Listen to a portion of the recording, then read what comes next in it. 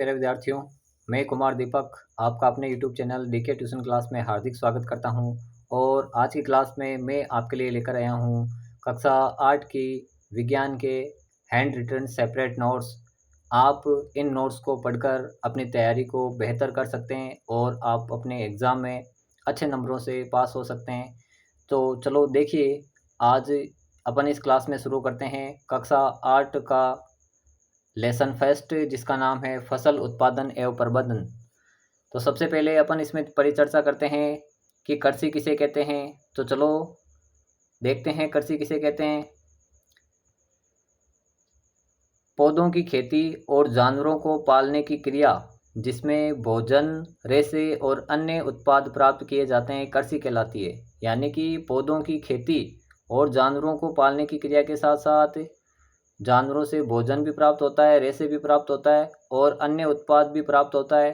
तो ऐसी जो प्रक्रिया है वो कृषि कहलाती है। अब बात करते हैं फसल किसे कहते हैं।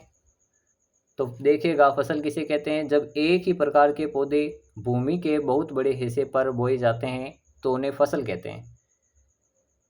फसलों के प्रकार देखते हैं। खरीफ की फसल, रबी की फसल और जायद की फसल। जो खरीफ की फसल होती है उसे सयालू बोलते हैं और जो रबी की फसल होती है उसे उनालू बोलते हैं। तो अब इन फसलों के बारे में हम विस्तार से चर्चा करते हैं। सबसे पहले हम देखते हैं खरीफ की फसल क्या होती है। इन्हें मानसूनी फसल भी बोलते हैं क्योंकि ये मानसून के समय ही बोई जाती है। खरीफ की फसल क्या होती है, इन्हें मानसून के समय यानी कि जून जुलाई में बोया जाता है और अक्टूबर नवंबर के महीने में इनको काट लिया जाता है। इन फसलों को अधिक पानी और गर्म मौसम की आवश्यकता होती है। यानी कि ये जो फसलें हैं, जून जुलाई में अधिक गर्मी की आवश्यकता होती है और अधिक पानी की आवश्यकता होती है। इसी वातावरण में ये अच्छे से उपज देती है। उदाहरण देखते हैं कि कौन कौन सी फसलें खरीफ की फसल है। तो देखिएगा, धान है, मक्का है, ज्वार है, बाजरा है, कपास है, मूंगफली और सोयाबीन आपकी खरीफ की फसल हो जाएगी। अब बात करते हैं रबी की फसल। रबी की फसल क्या होती है, ये सर्दियों में बोई जाती है। तो देखिएगा, यह फसलें सर्दियों में बोई जाती है। यह फसलें सर्दियों में अक्टूबर से दिसंबर, और यह फसलें जो है इनको मार्च अप्रैल में काट लिया जाता है।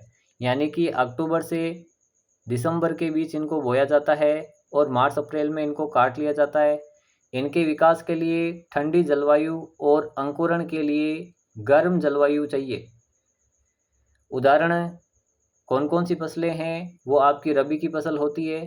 तो देखिएगा, गेहूँ, चना, जौ, मटर, सरसों, मसूर और अलसी। हाँ भाई, ध्यान से देखिएगा, ये जो अलसी है एग्ज़ाम में पूछा जाता है बार बार। अलसी ऑप्शन में देके पूछ ले कि इनमें से रबी की फसल कौन सी है। तो उसमें 3 ऑप्शन जैसे आपको खरीफ की फसल दे देगा, एक ऑप्शन जैसे अलसी दे दिया। तो आपको अच्छे से फाइंड करना है कि अलसी है वो आपकी रबी की फसल है। देखिएगा, तीसरी प्रकार की फसल है हमारे पास जायद की फसल। यह रबी और खरीफ के बीच की छोटी अवधि यानी कि मार्च से जून में उगाई जाती है, जो गर्म मौसम में जल्दी पकती है।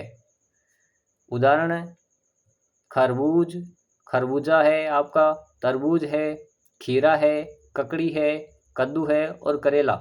जायद की फसल होती है, ये एक प्रकार की अंतर्वर्ती फसल होती है क्योंकि इन्हें रबी की फसल और खरीफ की फसल की बीच के समय की अवधि में बोया जाता है। चलो आगे बढ़ते हैं। उपयोग के आधार पर फसलों के प्रकार। उपयोग के आधार पर फसलों के प्रकार में सबसे पहले अपन देखते हैं कि हमारी खाद्य फसलें कौन सी होती है। देखिएगा, खाद्य फसलें कौन सी है, मानव के उपयोग के लिए काम में आने वाली फसलें जैसे चावल और गेहूँ खाने वाली फसलें हैं, इन्हीं को खाद्य फसलें कहते हैं। दूसरी हमारी फसलें हैं नकदी फसलें। नकदी फसलें क्या हो जाएगी, व्यावसायिक उपयोग के लिए काम में आने वाली फसलें होती है, जैसे कि गन्ना है आपका, कपास है और तंबाकू, इन फसलों को बेचकर अच्छा खासा मुनाफा कमाया जा सकता है। तीसरी हमारी फसल है चारा फसलें। इन फसलों को पशुओं को खाने के काम में लिया जाता है, जैसे बरसीम और जई। फिर चौथी फसल है हमारे पास तिलहन फसलें। ऐसी फसलें जिनसे तेल प्राप्त होता है वो हमारी तिलहन फसलें होती है, जैसे तिल हो गया, सोयाबीन हो गई, सरसों हो गया और मूंगफली हो गई। चलो आगे बढ़ते हैं। फसल उत्पादन की मूल प्रक्रियाएं, यानी कि अगर हम किसी खेत में फसल बोते हैं तो फसल बोने से पहले हमें उस खेत में क्या क्या तैयारी करनी पड़ेगी, जिससे हम उस खेत में आसानी से फसल ले सकते हैं। तो एक एक पॉइंट की चर्चा करते हैं। सबसे पहले हमें उस खेत में क्या करना पड़ेगा, उसकी मिट्टी तैयार करनी पड़ेगी। क्या करनी पड़ेगी? मिट्टी तैयार करनी पड़ेगी। तो हमारा पहला पॉइंट है मिट्टी तैयार करना। देखिएगा उद्देश्य क्या हो जाएगा मिट्टी तैयार करने का, मिट्टी को भुरभुरा बनाना ताकि जड़ों को आसानी से पोषण तत्व और हवा मिल सके। किसी भी खेत की मिट्टी को तैयार क्यों किया जाता है, उसकी जो ज़मीन होती है, उस खेत की जो मिट्टी होती है उसको उतला पुतला जाता है, जिससे कि वो मिट्टी है भुरभुरी बन सके। और भुरभुरी बनने से जो भी उस खेत में अपन फसल बोएंगे तो उसकी जड़ों में आसानी से वायु का प्रवाह हो सके। मिट्टी को भुरभुरा बनाने या मिट्टी तैयार करने की विधियां कौन कौन सी है, तो सबसे पहले है हमारी जुताई। जुताई किससे होती है? हल से। दूसरी है समतलीकरण और तीसरा है खाद डालना। तो देखिएगा विधियां कौन सी हो जाएगी। जुताई में क्या हो जाएगा, हल से मिट्टी को पलटना और ढीला करना, ये जुताई हो जाएगी। उसके बाद समतलीकरण किया जाएगा, मिट्टी के जो बड़े बड़े ढेले हैं उनको फोड़कर एक समतल बना दिया जाएगा। खाद डालना, मिट्टी की उर्वरता बढ़ाने के लिए जैविक खाद मिलाया जाता है। देखिएगा खाद अपन बाद में पढ़ेंगे। खाद दो प्रकार के होते हैं, रासायनिक खाद और प्राकृतिक खाद। दूसरा पॉइंट है हमारा मिट्टी तैयार करने फसल उत्पादन की प्रक्रिया का। पहला पॉइंट हो गया मिट्टी तैयार करना। दूसरा है बीज बोना। बीज बोने में सबसे पहले बीज का चयन किया जाएगा। बीज का चयन करते समय हम उच्च गुणवत्ता और रोग प्रतिरोधक क्षमता वाले बीजों का चयन करेंगे। बीज बोने की विधियां देखिएगा, हाथ से बीज बोना, सीड ड्रिल। तो सबसे पहले है बीज बोने की विधि में हाथ से बोना। बीजों को हाथ से बोना, इसमें बीजों का छिड़काव हाथ से किया जाता है। हम देखते हैं कोई भी खेत होता है, पहले के टाइम में जैसे हाथों से बीज को छिड़क कर फसल ली जाती थी। आजकल आधुनिकता के ज़माने में अलग अलग उपकरण आए हैं, उसमें सीड ड्रिल मशीन है। देखिएगा सीड ड्रिल द्वारा बीज बोने की विधि किस प्रकार है। मशीन द्वारा बीजों को गहराई और उचित दूरी पर बोना सीड ड्रिल के माध्यम से किया जाता है। सावधानियां क्या क्या हो जाएगी सीड ड्रिल में, बीज सही गहराई पर बोए। दूसरा, फसलों के बीच उचित दूरी रखें। अब देखेंगे खाद व उर्वरक डालना। तीसरा, सबसे पहले हम देख रहे हैं कि फसल उत्पादन के लिए किसी भी खेत में हम फसल ले रहे हैं तो किस प्रकार से उसमें फसल लेने की चरण है। तो सबसे पहला चरण था हमारा मिट्टी तैयार करना, दूसरा है बीज बोना और तीसरा है खाद व उर्वरक डालना। तो देखिएगा खाद क्या होता है, पौधों और पशुओं के अवशेषों से बनी जैविक खाद जो मिट्टी की उर्वरता बढ़ाते हैं, खाद कहलाते हैं। क्या कहलाते हैं? खाद कहलाते हैं। उर्वरक की बात करें तो पोषक तत्वों से भरपूर रासायनिक पदार्थ। देखिएगा उर्वरक है वो एक रासायनिक पदार्थ होते हैं जो फसलों की वृद्धि में तेजी लाते हैं और ये उर्वरक कहलाते हैं। उर्वरक अजैविक पदार्थों से बना होता है, जबकि खाद है वो जैविक पदार्थों से मिलकर बना होता है। तो आइए अपन चर्चा करते हैं खाद व उर्वरक में अंतर किस प्रकार से देखेंगे। तो देखिएगा, सबसे पहले खाद की बात करते हैं। ये प्राकृतिक पदार्थों जैसे गोबर, पौधे के अवशेष से प्राप्त होने वाले कार्बनिक पदार्थ होते हैं। उर्वरक की बात करते हैं, ये कृत्रिम रूप से बनाए गए अकार्बनिक पदार्थ होते हैं। दूसरा है, खाद में आ जाइए, ये सांद्र रूप में नहीं होते और अधिक स्थान घेरते हैं। उर्वरक में आ जाइए, ये सांद्र रूप में होते हैं और कम स्थान घेरते हैं।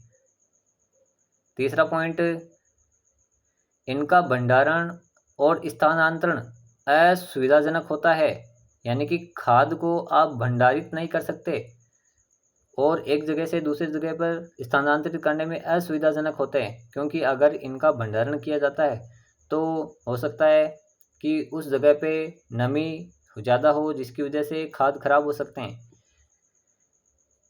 उर्वरक की बात करते हैं, इनका भंडारण है वो आसानी से किया जा सकता है। इनका भंडारण है वो आसानी से किया जा सकता है। देखिएगा, इनका भंडारण है वो आसानी से किया जा सकता है और स्थानांतरण है वो सरल होता है इनका। आगे देखिए, खाद की बात करते हैं। तीसरा पॉइंट, इनका भंडारण और स्थानांतरण असुविधाजनक होता है। चौथा पॉइंट है, खाद के अंदर ये नमी के अवशोषण से आसानी से खराब नहीं होते हैं। ये जो खाद है वो आपके क्या है, नमी के अवशोषण से आसानी से खराब नहीं होते हैं, जबकि उर्वरक है वो नमी के अवशोषण से आसानी से खराब हो सकते हैं। ये देखिएगा भाई, ये नमी का अवशोषण कर आसानी से क्या हो जाते हैं, खराब हो जाते हैं। आगे देखते हैं, पांचवा पॉइंट है, ये मृदा के प्राकृतिक संगठन को बनाए रखते हैं, जबकि उर्वरक है वो मिट्टी के प्राकृतिक संगठन को बनाए नहीं रखते हैं। अगर किसी भी खेत में हम ज़्यादा मात्रा में उर्वरक डाल देते हैं तो उस मिट्टी की प्राकृतिक संगठन में चेंजेस हो जाएंगे बहुत सारे। अगर आप उर्वरक किसी में डाल रहे हो ज़्यादा मात्रा में, तो हो सकता है उस खेत की मिट्टी या तो अम्लीय हो जाए या क्षारीय हो जाए। आगे देखिएगा, खाद की बात करते हैं। इनके उपयोग से मृदा की जल धारण क्षमता बढ़ती है। अगर आप किसी भी खेत में प्राकृतिक खाद डाल रहे हैं तो प्राकृतिक खाद डालने से उस खेत की जो मिट्टी होगी उसकी जल धारण क्षमता है वो बढ़ जाएगी। जबकि उर्वरक में ऐसा नहीं होता है। उर्वरक में क्या होता है, अगर आप किसी खेत में ज़्यादा मात्रा में उर्वरक डाल रहे हो तो उस खेत की मृदा जल धारण क्षमता उसकी कम हो जाती है। आगे देखते हैं, खाद की बात करते हैं। खाद में जो सभी पोषक तत्व है वो संतुलित मात्रा में होते हैं। खाद में सभी पोषक तत्व है वो संतुलित मात्रा में होते हैं, बैलेंस होते हैं। जबकि उर्वरक की बात करते हैं, उर्वरक में जो सभी पोषक तत्व है वो संतुलित मात्रा में ना होकर कोई एक विशिष्ट पदार्थ होता है। इनमें से जो विशिष्ट पोषक तत्व है जैसे कि नाइट्रोजन हो गया, आपका पोटेशियम हो गया और फॉस्फोरस है, इनकी अधिक मात्रा पाई जाती है। आगे बात करते हैं, हम चर्चा कर रहे हैं कि किसी भी खेत में खेती करने से पहले कौन कौन से चरण हैं। तो चौथा चरण हमारा है सिंचाई। सिंचाई किसे कहेंगे, फसलों को समय समय पर पानी देना सिंचाई कहलाता है। सिंचाई के स्रोत क्या क्या हो जाएंगे, देखिएगा, तालाब, कुआं, नलकूप, बावड़ी, नदी आदि। अब बात करते हैं सिंचाई की विधियों की, कि सिंचाई की विधियां कौन कौन सी है। तो देखिएगा, सबसे पहले अपन चर्चा करेंगे सिंचाई की पारंपरिक विधियां, कि सिंचाई की पारंपरिक विधियां कौन सी है। तो देखिएगा भाई, ये जो विधियां होती है ये सिंचाई की पुरानी विधियां होती है। जो परंपरागत विधियां हैं आज के पुराने समय में जो अपनाई जाती थी वो परंपरागत विधियां थी। इनमें अधिक समय लगता था, सिंचाई करने में अधिक समय लगता था। जैसे कि मोट यानी कि इसको घिरनी भी बोलते हैं, चेन पंप, फिर है ढेकली और उसके बाद है रहट। ये परंपरागत विधियां, सिंचाई करने की परंपरागत विधियां हैं। आगे देखते हैं सिंचाई की आधुनिक विधियां कौन सी है। हाँ भाई, परंपरागत विधियों में अधिक समय लगता है, जबकि आधुनिक विधियों में अधिक समय नहीं लगता है, समय की बचत होती है। तो आधुनिक विधियां में कौन कौन सी हो जाएगा आपका? फव्वारा पद्धति, पानी को वर्षा की बूंद की तरह छिड़कना। अपन खेतों में आजकल देखते हैं कि किसी भी खेत में फव्वारा लगे होते हैं, तो वो क्या करते हैं, मिट्टी को अच्छी तरह से गीला कर देते हैं। पानी को वो क्या करते हैं, वर्षा की बूंद की तरह छिड़कते हैं। दूसरी हमारी सबसे इम्पोर्टेंट है बूंद बूंद सिंचाई विधि, ड्रिप इरिगेशन बोलते हैं इसको, और एग्ज़ाम में पूछा भी जाता है। इसमें क्या होता है, पानी को बूंद बूंद करके सीधे पौधों की जड़ों में देना, सीधे पौधे की जड़ों में दी जाती है। जिससे क्या होता है कि पौधे को उतनी मात्रा में ही पानी मिल सकता है जितनी उसकी ज़रूरत हो। आवश्यकता से अधिक पानी की खपत नहीं होती है। आगे देखते हैं खरपतवार नियंत्रण, पांचवा पॉइंट है हमारा। खरपतवार किसे कहेंगे? तो देखिएगा, फसल के साथ उगने वाले अनावश्यक पौधे जो होते हैं वो तुम्हारे क्या कहलाते हैं? खरपतवार कहलाते हैं। क्या कहलाते हैं? खरपतवार कहलाते हैं। तो फसल के साथ जो अनावश्यक पौधे उग जाते हैं, जिनका हमारे खेत में कोई महत्व नहीं होता है, वो स्थान ऐसे ही घेरते हैं और मुख्य जो पोषक तत्व होते हैं अपने फसल से, अपने पौधे से वो खींच लेते हैं, जिससे हमारी जो फसल की पैदावार है वो कम हो जाती है। तो किसी भी खेत में जो खरपतवार है उसको समय पर नियंत्रित कर देना चाहिए। खरपतवार नियंत्रण के तरीके देखते हैं, किस प्रकार से खरपतवार को नियंत्रित किया जा सकता है। तो इसका पहला तरीका है हाथ से निराई। किस प्रकार से हाथ से निराई करके खरपतवार को नियंत्रित किया जा सकता है? तो देखिएगा, हाथ से निराई में क्या है, हाथ या खुरपी से खरपतवार को हटाना। दूसरा है रासायनिक विधि, खरपतवार नियंत्रण की रासायनिक विधि हो जाएगी 2,4-D। ये एक खरपतवार नाशी दवा है। क्या है भाई? खरपतवार नाशी दवा है जो फसल के साथ उगने वाले खरपतवार को नष्ट कर देती है।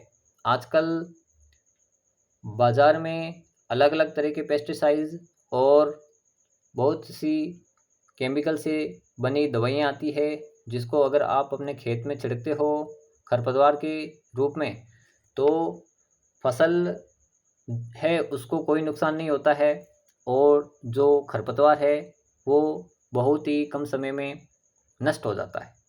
जिससे क्या होता है, खरपतवार को हटाने के लिए किसी भी खेत में अधिक मजदूरों की आवश्यकता होती है, जिससे आय की लागत बढ़ जाती है। तो ये जो दवाइयाँ हैं वो खेती में लागत को कम करती है। आगे चलते हैं, कटाई, छठा पॉइंट है फसलों के पकने के बाद उन्हें काटकर इकट्ठा करना कटाई कहलाता है। कटाई की दो प्रकार की विधियां हैं, एक तो मैन्युअली और दूसरा है मशीन से। मैन्युअल में क्या हुआ है, हंसिया या दंताली, जो गाँव में देखते हैं दंताली होती है, उससे क्या करते हैं, फसल को हाथों से पकड़कर ऐसे काट लिया जाता है। दूसरा है मशीन से, हार्वेस्टर या थ्रेसर जो मशीनें होती है उससे फसल को काटा जाता है। ये कटाई की विधियां हो गई। आगे चलते हैं, थ्रेसिंग किसे कहते हैं भाई? नोट में लिखाया है मैंने, देखिएगा इम्पोर्टेंट है इसलिए इसको नोट में करवाया है, क्वेश्चन भी बन सकता है इससे। देखिएगा थ्रेसिंग क्या है, अनाज को भूसे से अलग करने की क्रिया थ्रेसिंग कहलाती है। थ्रेसिंग क्या हो गई, अनाज को भूसे से अलग करने की क्रिया थ्रेसिंग कहलाती है। उसके बाद देखते हैं विनोइंग क्या है, हवा की सहायता से हल्की भूसी को अनाज से अलग करना। जैसे विनोइंग में क्या होता है, हवा का जो रुख होता है उसमें उस भूसी को क्या कर दिया जाता है, उसको अलग कर दिया जाता है, जिसे जो हवा है उस भूसी को अनाज से अलग कर देती है। सातवां हमारा पॉइंट है भंडारण। देखिएगा भंडारण में क्या है, अनाज को नमी, कीट और सूक्ष्म जीवों से बचाना भंडारण कहलाता है। भंडारण की विधियां क्या कौन कौन सी है, तो देखिएगा इसका पहला टॉपिक है, पहला पॉइंट है इसका भंडारण का, अनाज को अच्छी तरह सुखाकर संग्रहित करना।